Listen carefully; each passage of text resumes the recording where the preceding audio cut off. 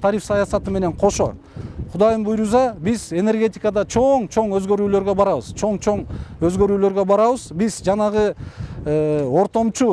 ортомчу компаниялар бүгүнкү күндө ортомчу мыйзамдын баягы мыйзам ортолорундагы жана тешиктерди пайдаланып бүгүнкү күндө ортомчу компаниялар көп да. Бирок алардын арасында да жана 29 компаниянын ичинде добросовестный внутренний инвесторлорубуз да бар.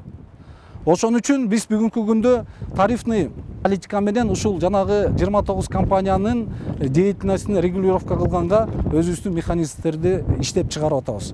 Кудайым буйруза жана жөн эле келип алып эле эчтеке кылбай эле арендага алып эле ортодон пайда көргөн компаниялардын баардыгы жабылат. Эгерде жанагы электрон линияларды, трансформаторларды жана башка нерселерди куруп аткан ишканалар алар өзүнүн ишин алып барыш керек. Bizde здоровый конкуренция болуш керек.